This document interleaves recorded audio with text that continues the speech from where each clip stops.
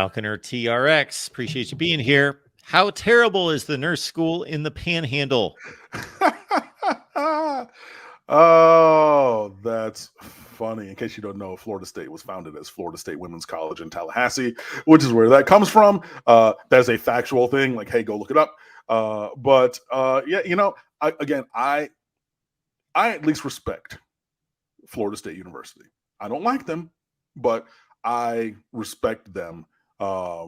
And I do have some friends who attended that institution. Jason Parker from the Florida State show here with Mark.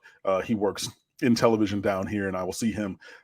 It's funny because he'll get credentials to Canes games through his day job and everything, and he will accost me in the press box and things like that. So, I will see him. But I at least respect him, and I respect. I have several other friends who went to Florida State or are fans of Florida State. At least I respect them. I don't respect anybody associated with the University of Florida. Like, I have one really good friend who's a Gators fan, and I'm just like, years and years ago, this person and myself, we had a come to Jesus meeting, and we said, look, we're leaving that aside. I'm not going to talk about the U. You're not going to talk about UF, and the best of friends we can be. And it's like him and probably him and his brother and like a couple other people, like literally, I could probably count them on one hand of Florida associated people whom I can deal with. Otherwise, like, I don't respect Gainesville, Alachua County, anybody who bought that, loved that. But Florida State, I will at least respect them. And I do mean that from a personal standpoint. And then also, like, I think that, UF is probably a better institution, but Florida State has a very, very, very top end school of music. So yeah, and again, that's what my degree's in. Take for what you want, but I at least respect them. But how terrible is that? And if you're looking towards this football season, I think that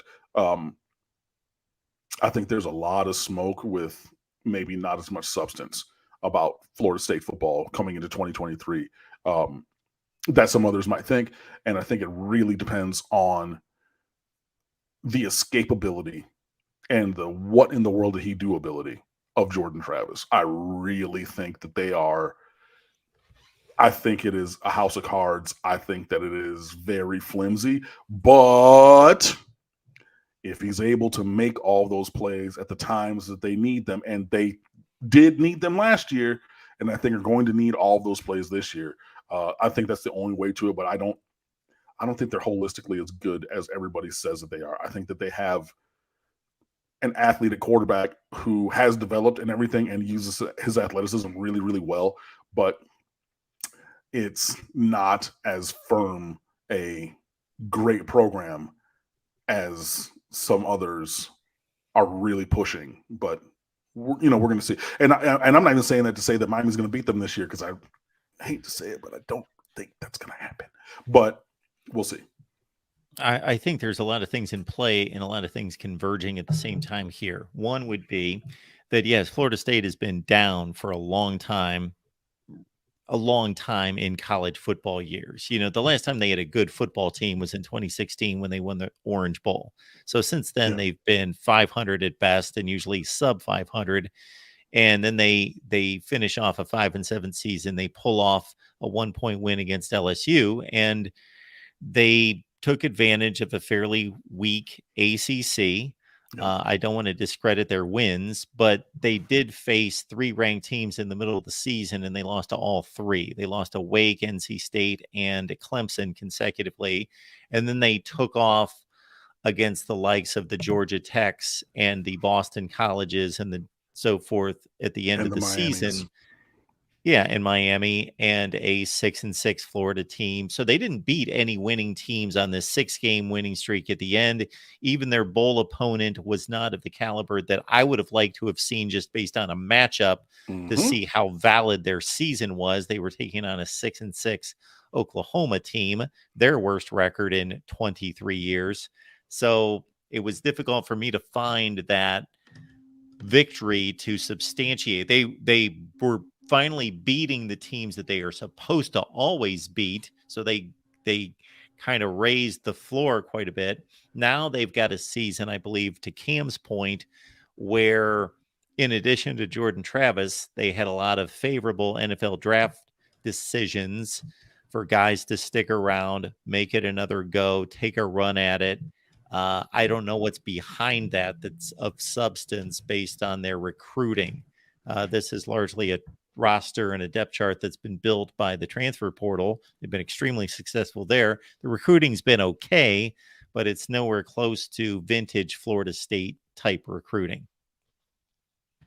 And I think it also coincides with Clemson coming back to earth. And I made this comment on our last or a couple shows ago because we were looking at the Michigan, Ohio State, Penn State dynamic, and a lot of people are on the Penn State train. And I think there are tangibles involved there, but it's also some people just want to see a change. They want to predict that something new is going to happen. It's Clemson, Clemson, Clemson, Clemson, Clemson that they just, okay, I've got a reasonable, I've got a reason to select someone else. So let's go with the Florida State as the chic pick this year to break through. Yeah. And I mean, that's a game that we're all going to watch, Florida State Clemson, probably the marquee game of the entire ACC season and everything. But yeah, I think that Mark's evaluation is right. There are a lot of things that are converging into Falconer T-Rex's point. I mean, yeah, maybe people are really pushing them hard. And, I don't necessarily think that the foundation is there, but, I also can't sit here and say that there's potential for optimism for Miami and then not say, even with everything that, we said, even though they didn't beat a really good team, they lost all those games against ranked teams last year. They beat a 6-6 Oklahoma team with their worst, record in a quarter century and things like that. They still went out and won those games. And they do have, they have Jordan Travis and that, and then they have Jared Verse on defense. They got, 7-foot-tall Shaquille O'Neal or whatever his name is at wide receiver. And I know it's Johnny Wilson guys or whatever.